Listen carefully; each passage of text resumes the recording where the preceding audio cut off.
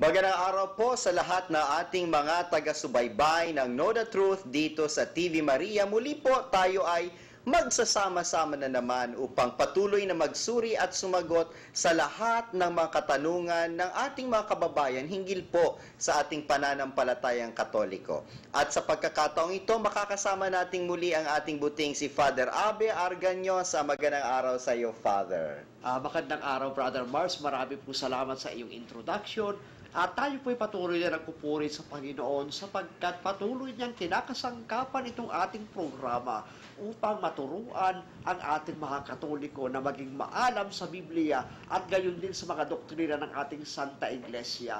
At tayo po ay talagang nalulula sa napakaraming mga mensahe ng ating mga kapatid na nagpupuri at nagpapasalamat sa Diyos. At gayon din sa inyong abang lingkod at kay Atty. Mars dahil po sa mga natututunan nila sa programang ito. Naway magpatuloy na kasangkapanin ng Panginoon ang programang ito at kahit ako ay nagpupuri sa Panginoon sapagkat ako'y naging katuwang mo, Atty. Mars, no, sa pagtatanggol natin sa ating pananampalataya. Para po agarang masimulan na natin ang ating palatuntunan, meron po tayong katanungan.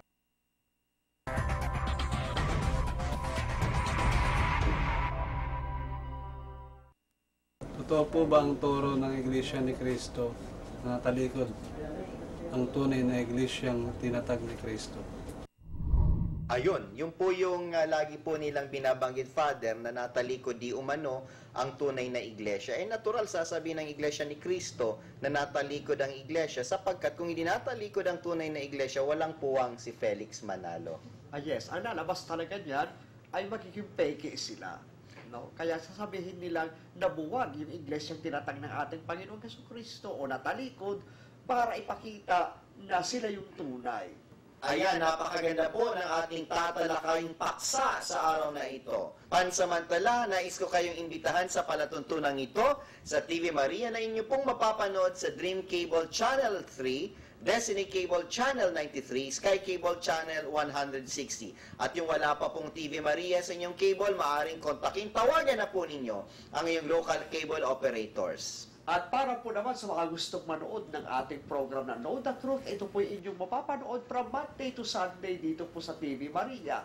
Ito po pinapalabas ng 6:30 ng umaga, gayon din po nire-replay ng alas 3 ng hapon, at muli po pinapalabas ng alas 11:30 ng gabi. At para po sa mga nagnanais magpadala sa amin ng inyong mga messages at gayon din po ng inyong mga katanungan, mababasa po ninyo sa harapan ng ating programa ang text number 0929-980-1010. Uulitin ko po, 0929-980-1010. At ang palatuntunang ito ng Know the Truth ay hatid po sa atin ng Cedar Media Incorporated at ng Children of Light Catholic Community. Ayan po, Father. Alam ko marami na po ang naghihintay sa ating pagtalakay doon sa usapin na natalikod nga ba ang tunay na iglesia sapagkat maraming mga pangkati ng relihiyon na ganito po ang kanilang sapantaha Yes, alam po ninyo, Brother Mars, meron po silang talatang ginagamit na madalas nilang gamitin para sabihin na nakabatay daw sa banal na kasulatan.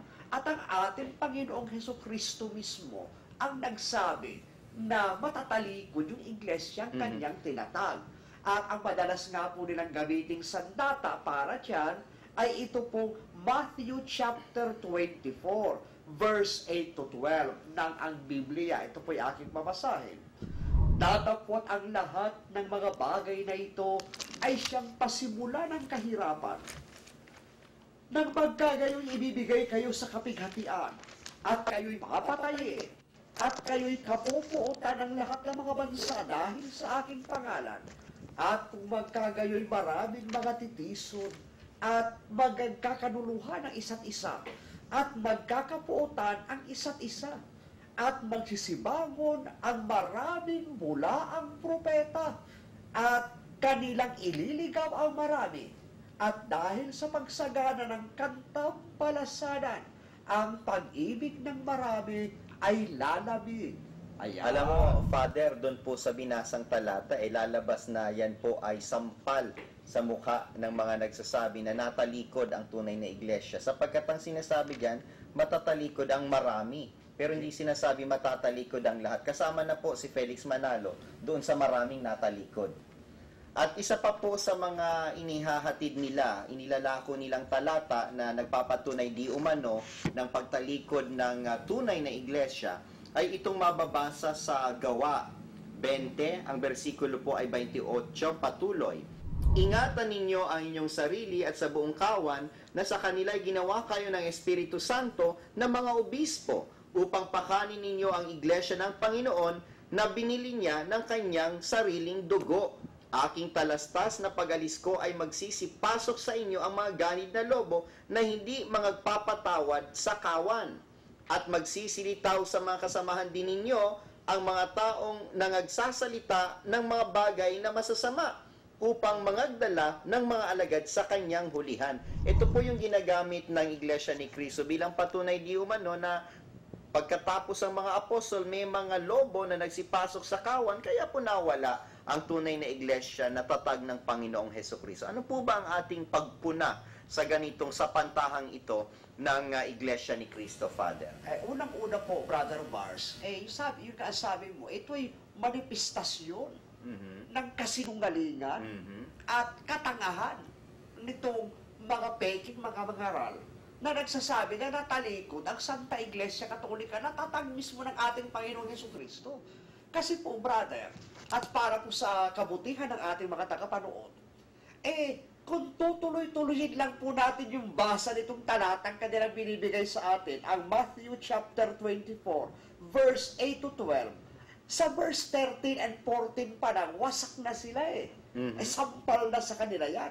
At yan sa hindi lang sampal, ito yung matinding dago kay Felix Manalo, kay Ellen Goldwhite, kay Charles Taze Russell, ng Jehovah Witnesses. At gayon din po dito sa mga mangangaral na nagsasabing natalikod ang Santa Iglesia. Babasahin ko po. Muli, ang Biblia po ang salin na aking gagamitin. Datapwat ang magtitiis hanggang sa wakas ay siyang maliligtas. Merong magtitiis hanggang wakas. There are faithful. There are members of the church who will be faithful until the end. At sa verse 14, ito pa kung ano yung mangyayari sa Santa Iglesia. At ipangangaral ang ebanghelyong ito ng kaharian sa buong sanlibutan sa pagpapatotoo ng lahat sa mga bansa.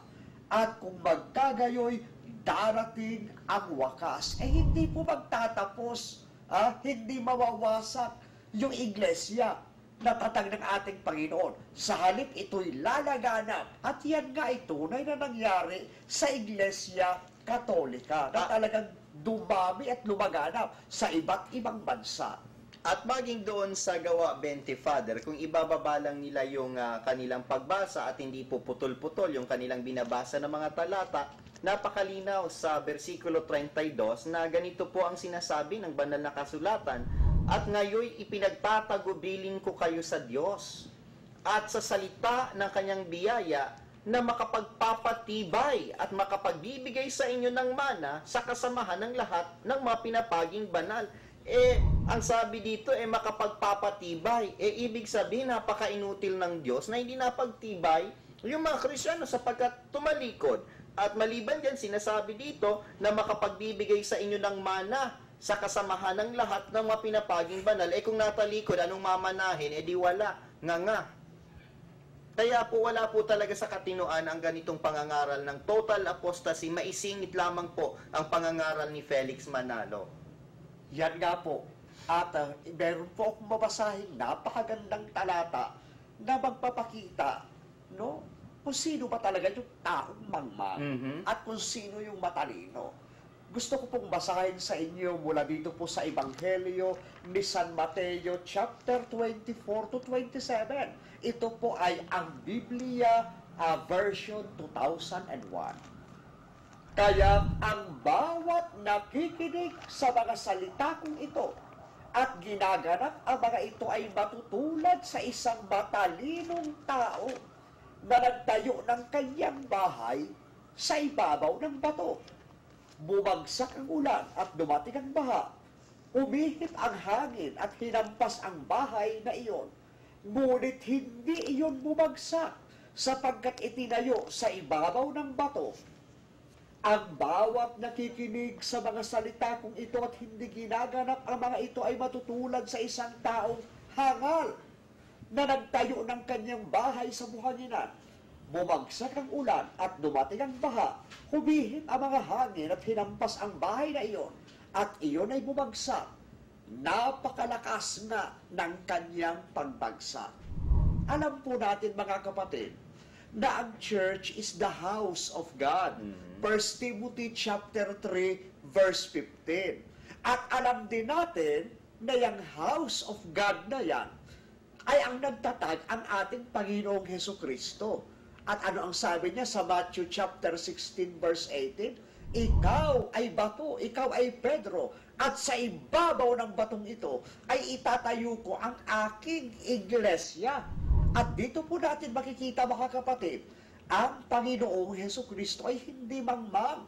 Tinayo niya ang Santa Iglesia sa bato. At ang batong iyan ay walang iba kung hindi ang Apostol San Pedro, no, na kanyang tinawag na bato na pinagtayuan ng Santa Iglesia. Kaya dito po natin makikita, ginagawang mangmang ni Felix Manalo ang Panginoong Hesukristo. Nakala mo ba'y inutil na nagtayo ng bahay para lang wasakin ng mga sakuna na darating o mga pagsubok ng darating ng panahon? Ay hindi po mga kapatid. Ang ating Santa Iglesia ay hindi kayang wasakin ni numan sapagkat yan ay tatag ng ating Panginoong Hesukristo at pinagpala ng ating Panginoong Diyos. Yan ay bahay ng Diyos, house of God. Kaya kahit na si Nicodemo, na isang matalinong tao, isang pantas ng mga Hudyo, sinabi niya dito sa Gawa, chapter 5, verse 39, ngunit kung ito'y sa Diyos, hindi ninyo sila makakayang wasakin. Baka matagpuan pa kayong nakikipaglaban sa Diyos. Kaya si Felix Manalo ay lapastangan sa ating Panginoong Hesukristo at nakikipaglaban sa ating Panginoong Hesukristo sa ating Diyos at sa banal na kasulatan. At dito, Father Abe, lumalabas na yung aral na yan ng total apostasy ay pagkutya at paghamak sa kakayahan ng Panginoong Hesukristo sapagkat lumalabas na tila baga mas maalam, mas marunong at mas makapangyarihan itong taong ito na si Felix Manalo at hindi ang Panginoong Hesukristo. At isa po sa mga binabanggit sa banal na kasulatan bago umakyat sa langit ang Panginoong Hesukristo sa tinatawag na Great Commission, babasahin po natin sa 28:20 ng Mateo, na ituring ninyo sa kanila na kanilang ganapin ang lahat ng mga bagay na iniutos ko sa inyo. At narito, ako'y sumasa inyong palagi hanggang sa katapusan ng sanglibutan. Hindi pa po pala tapos ang sanglibutan, hindi nakasama ang Panginoong Hesukristo. Sino kasama ni Kristo ngayon? Wala. Alam pa naman po natin na ang iglesia, ang ulo ay si Kristo at ang katawan ay ang iglesia. Sinong kasama ni Kristo? Ano siya, pugot? Yan nga po nakakatawa, Brother Mars. Sapagkat yan pong aral na yan ng pagtalikod ng iglesia, ay yan po ay, sabi mo nga, kahangalan. Yan ay kawalan ng katalinuhan. Unang-una, nais ko pong basahin mula rito sa ang Biblia 2001 edition, Aklat ng Kawikaan, Proverbs chapter 12 verse 7. Ang masasama ay ibinabagsak at pinapawi, ngunit ang sambahayan ng matuwid ay mananatili. Ang ating Panginoong Hesukristo ba matuwid o masama? Bata pa lang po siya, bago pa lang isilang, Luke chapter 1 verse 35, sinabi na yan ng anghel sa mahal na Birhen, kaya banal ang ipanganganak mo at tatawaging anak ng Diyos. Alam naman natin lahat, non-debatable yan, accepted ng lahat, na walang kasalanan ang ating Panginoong Hesukristo. At ang isang title niya is The Holy One of God. Christ is sinless. At paano yung sambayanan, yung church na tatag ng isang sinless, ng Holy One of God, ay mapapawi. Hindi po. Ano ang sabi? Ang sambayanan ng matuwid ay mananatili. Sa Twin Father, sasalungguhitan ko lang, sususugan ko lang po, yung natatalikod po talaga ay yung mga masasama. Hindi po yung mga matuwid, kagaya ng Panginoong Hesukristo, sapagkat kung babasahin po natin dito, sa awit, Kapitulo 70, ang bersikulo ay magsisimula po sa 2, patuloy hanggang 3. Ito po ang ating mababasa. Mga pahiya at mga lito sila na nagsisiusig ng aking kaluluwa. Mga patalikod sila at mangagdala sa kasiraang puri. Silang nangaliligaya sa aking kapahamakan. Mga patalikod sila dahil sa kanilang kahihiyan. Sila'y nangagsasabi, aha, aha, ganyan na ganyan po yung gawain ng Iglesia ni Cristo. Aha, aha, ang Iglesia Katolika, ganyan. Lahat po ng ginagawa nila ay pang-uusig sa atin. Sila po yung natatalikod, hindi po tayo, Father Abe. Yes, isa pa dyan, Brother Mars. Kung mapapanood po ninyo yung debate ni Jesse Romero kung saan kanyang binulbos at binugbog no itong si Jose Ventilacion na debatista ng Iglesia ni Manalo, isa sa napakagandang tanong dyan ni Jesse Romero ay paano yung kaligtasan? Paano yung pagtuturo ng katotohanan? Simula nung natalikod yung unang iglesia hanggang nung 1914 at walang may sagot itong si Jose Ventilacion sa bagay na yan. At yan po diyan po ay napakatindi nung nanginig si Jose Ventilacion diyan sa debating iyan at sa katanungang iyan, sapagkat alam niya itong talatang ito na sinasabi ng Diyos kay Propeta Isaias, chapter 51, verse 8. Sapagkat sila'y lalamunin ng bukbok na parang bihisan, at kakainin sila ng uod na parang balahibo ng tupa, ngunit ang aking katwiran ay magiging magpakailanman, at ang aking pagliligtas ay sa lahat ng salit-saling lahi. Salin lahi. Very clear po yan. Yung kaligtasan na dulot ng Diyos at ang katotohanan ng kanyang tinuturo ay hindi po yan mapuputol. Kahit na sa lumang tipan, brother, na yung Israel, maraming nagkasala. Sabi mo nga, marami may tatalikod, marami, pero hindi lahat. Laging may mga propeta, laging may mga banal na tao. At yung Santa Iglesia ay patuloy na nananatili sa pangangaral ng salita ng Diyos, sapagkat the Church is the pillar and ground of truth, ayon kay St. Paul. At ang sinasabi diyan ni Propeta Isaias, Father, ang aking pagliligtas ay sa lahat ng saling lahi. Ibig sabihin, kung natalikod ang Iglesia Katolika na siyang tunay na iglesia sa pasimula, ayon sa Iglesia ni Cristo, paano naman yung mga nabuhay bago yung 1914? Walang saling lahing naligtas. Kaya po lumalabas, ito'y sumasalangsang, ito po ay lumalaban sa binabanggit ng banal na kasulatan, at ito po ay kumukutya doon sa katapatan ng Diyos. Sapagkat ganito po ang mababasa sa awit 100, ang bersikulo po ay 5. Sapagkat ang Panginoon ay mabuti, ang kanyang kagandahang loob ay magpakailanman, at ang kanyang pagtatapat ay sa lahat ng salit-saling lahi. Ang katapatan po ng Diyos ay hindi mapaparang sa lahat ng saling lahi. Kaya may pagliligtas sa lahat ng saling lahi na siya namang itinatatwa ng samahan ni Ginoong Felix Manalo na tatag sa Punta Santa Ana. Yes. At isa pa pong napakagandang talata na nais namin sabihin sa inyo, itong prophecy ni Haring David, which is a reflection ng messianic prophecy at ng bayan ng Diyos sa buong kasaysayan. Ito'y napakagandang pananalita dito po mula sa awit chapter 44, verse 18. Ang aming puso ay hindi tumalikod, ni ang aming mga hakbang ay humiwalay sa iyong daan. Napakalinaw ho, hindi tumalikod. Yes. Kaya po yan ang ating pinangahawakan. Ito ang pinangahawakan ng Santa Iglesia. Ang Santa Iglesia bilang katawan ni Kristo ay hindi kayang gapiin kahit ng kapangyarihan ng impyerno at kahit na ni Satanas. Walang kakayahan at walang karapatan si Felix Manalo, si Ellen Goldwhite, si Charles Taze Russell, si Joseph Smith, at si Eli Soriano para sabihin na natalikod ang Santa Iglesia sapagkat yan ay insulto sa nakasulatan at insulto sa ating Panginoong Hesukristo. At napakalinaw naman maging sa propesiya ni Propeta Daniel, ang kaharian ng ating Panginoong Diyos, ng ating Panginoong si Kristo, ay mananatili magpakailanman. Ito po ang sabi sa 2:44 ng Daniel. At sa mga kaarawan ng mga haring yaon ay maglalagay ang Diyos sa langit ng isang kaharian na hindi magigiba kailanman. O ang kapangyarihan man niya ay iiwan sa ibang bayan, kundi pagpuputol-putulin at lilipuling niya ang lahat ng kahariang ito at yaoy lalagi magpakailanman. Hindi po magagapi, hindi po mawawasak ang kaharian ng Panginoong Hesukristo. Siya nga po ang sisira sa ibang mga kaharian.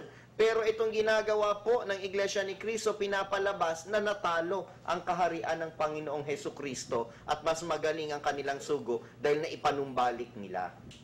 Yan nga po ang ating binibigyang pansin, Brother Mars. Sapagkat ang pinapalabas dito sa labanan between Satan and Jesus, mas panalo si Satanas. Na kaya niyang wasakin yung tatag ng ating Panginoong Hesukristo. Hindi po yun. At isa pa, ang kagaya nga po na inyong tinuran, pinapalabas nila na mas magaling si Felix Manalo kaysa kay Kristo.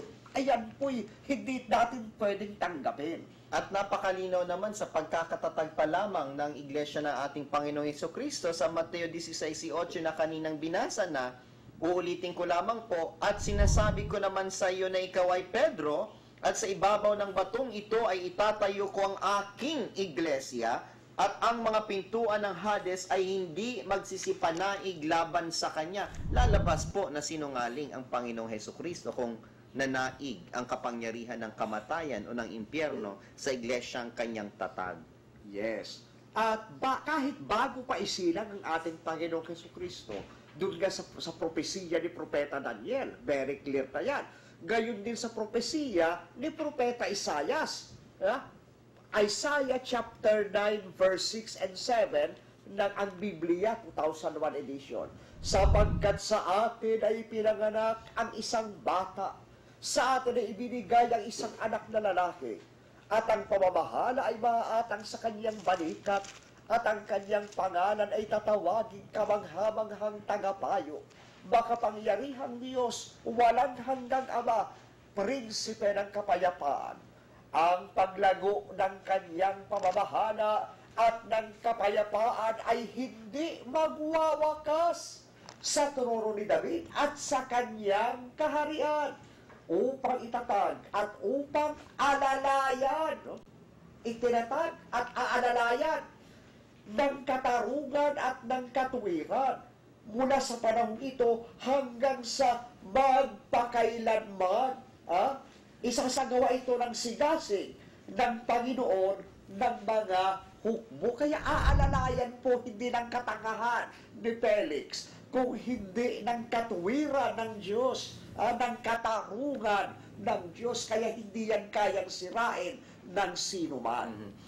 At dito po mga kapatid, magwawakas ang ating pagtalakay sa usaping ito. Napakarami pa po ang ating gustong talakayin, ngunit kulang na po ang ating oras. Babanggitin ko lamang po na ang salita ng Diyos ayon sa 2 Timoteo ay hindi po natatanikala. Ito po ang sabi sa 2 Timoteo 2:9, na siyang pinagtitiisan ko ng kahirapan sa mga tanikala na tulad sa tampalasan, ngunit ang salita ng Diyos ay hindi natatanikalaan. Kaya patuloy po ang pagpapalaganap ng salita ng Diyos mula noong una hanggang sa kasalukuyan dito lamang po sa loob ng Iglesia Katolika. Father? Yes, bilang pagwawakas po para sa ating programa ngayon, nais kong basahin itong 1 Juan, chapter 2, verse 19, tungkol sa Antikristo. Sila'y lumabas sa atin, ngunit sila'y hindi sa atin. sapagkat kung sila'y kabilang sa atin, ay magpapatuloy sana silang kasama natin. Ngunit sa paglabas nila, ay ginawa nilang maliwanag na silang lahat ay hindi kabilang sa atin. Tayong mga Katoliko, ang Iglesia Katolika, hindi nagmula sa Iglesia ni Manalo. Si Felix Manalo at ang kanyang pamilya at lahat ng miyembro niyan, galing yan sa Iglesia Katolika. Ito ang bulaang propeta na lumitaw. Ito ang naninira sa Santa Iglesia Katolika. Nanggaling sila sa atin. Kaya mga kapatid naming Katoliko, huwag natin silang tularan, layuan natin sila, at huwag natin paniwalaan ang paninira nila sa Iglesyang tatag ng ating Panginoong Heso Kristo. At tunay nga po na mayroong pangako sa atin ang Panginoong Hesus mismo, ang Panginoong Diyos, na ang iglesia sa Roma ay magtatagumpay at kahit kailan ay hindi po magagapi, gaya po ng pangakong ito sa Roma 16:20, at si Satanas ay dudurugin ng Diyos ng kapayapaan sa madaling panahon sa ilalim ng inyong mga paa. Ang biyaya nawa ng ating Panginoong Hesukristo ay sumainyo. Ang sinulatan pong iglesia ay iglesia sa Roma, kaya si Satanas po ay dudurugin sa ilalim ng ating mga paa. Muli po, ito si Attorney Marwil Yasus OP na nagsasabing alamin po natin ang katotohanan sapagkat ito ang magpapalaya sa atin. Magandang araw sa inyong lahat.